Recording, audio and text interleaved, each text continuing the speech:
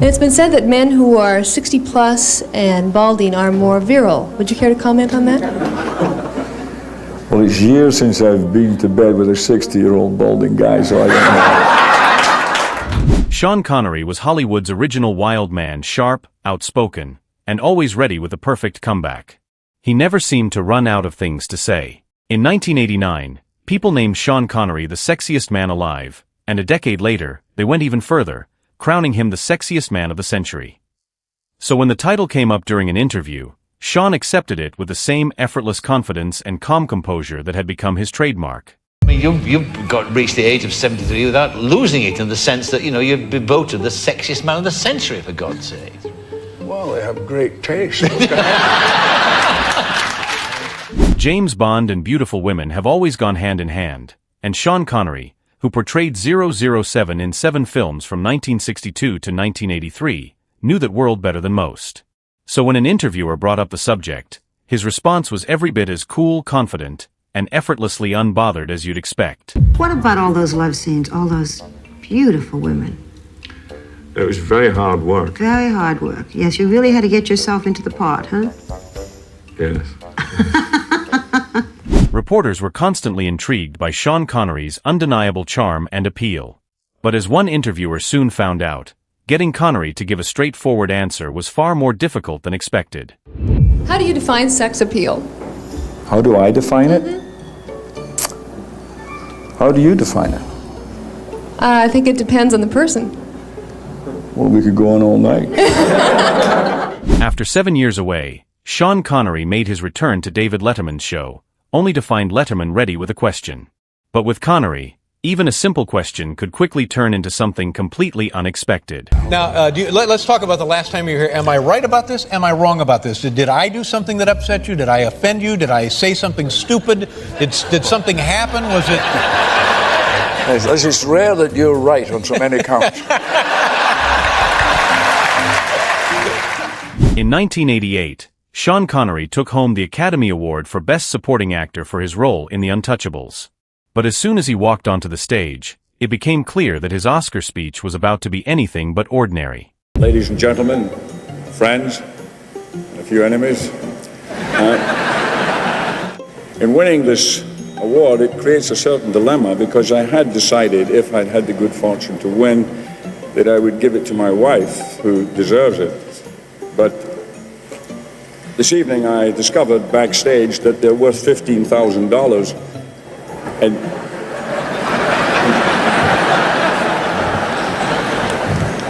now I'm not so sure. Sean Connery never struggled to step into someone else's shoes. But this time, the tables were turned when Jay Leno suddenly imitated Connery's unmistakable voice and mannerisms right in front of him. Do people do a lot of impressions of you?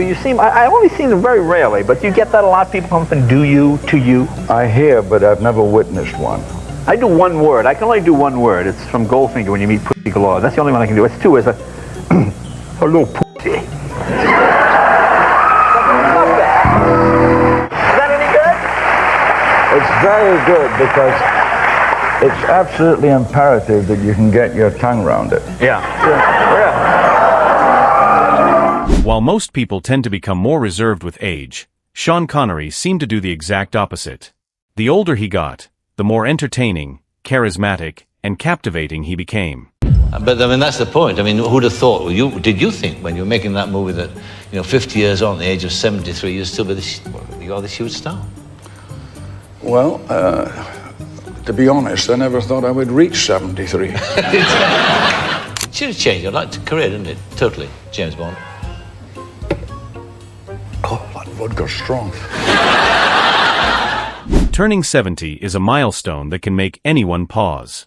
But when David Letterman asked Sean Connery about reaching that age, Connery's response quickly showed that the years had done nothing to dull his sharp wit or unmistakable sense of humor. You had kind of a landmark birthday this year, huh? This year, it's, 70. 70 years old. Yeah. Did you have like a big party, any bigger than normal? What did you do? Well, I'm not sure. It's so long ago now. I don't remember much now. When you get to this stage, it's tough. All right. Well, just go ahead and make something up then. Well, what do you think I'm doing here? Sean Connery never needed many words to make his point.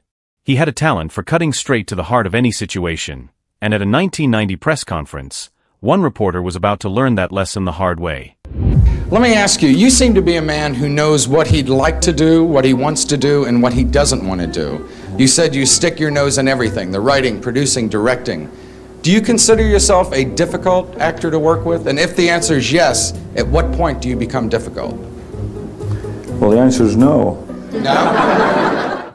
And while Sean handled press conferences with ease. In 2006, at the age of 76, Sean Connery received the AFI Life Achievement Award. Yet when he stepped onto the stage, he carried himself with such confidence and energy that he seemed decades younger than his age.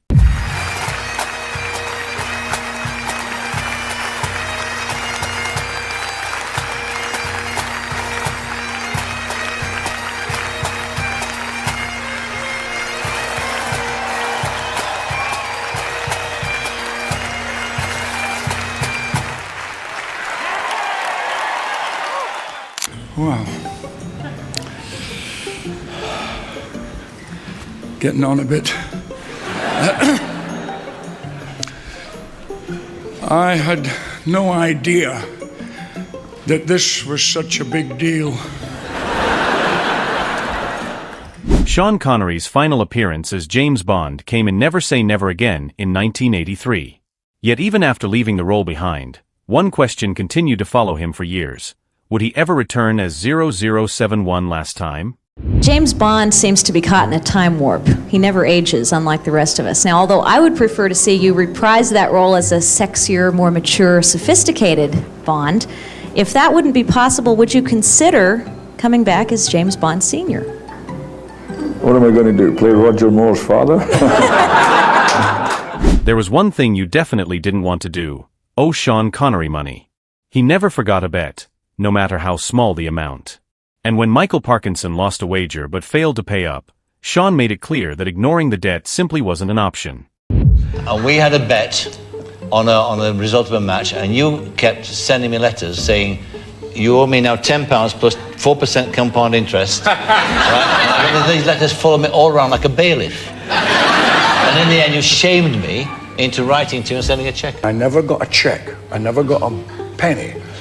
So I decided, after a period of time, and I met Mary, his wife. I wrote him a letter, not lots of letters. I wouldn't waste the stamps on that.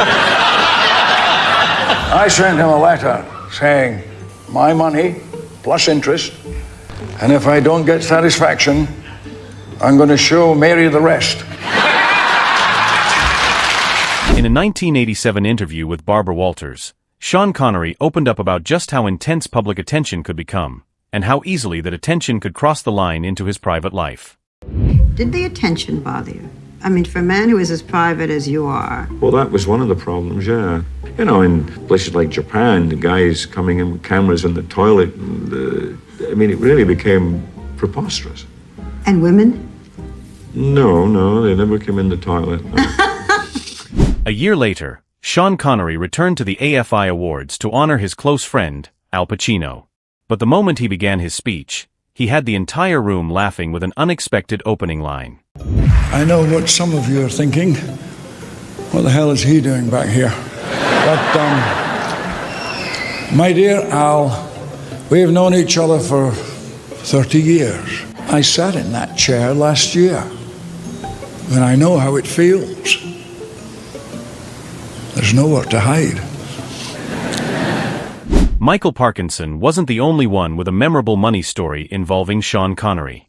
Terry Wogan had one of his own, and when he brought it up on his show in 1990, Sean's reaction made it clear he wasn't about to deny a thing. You always make sure of that, too, because you have a tremendous reputation of being a hard man over a pound note. Well, you don't have to stretch it to a pound. I mean,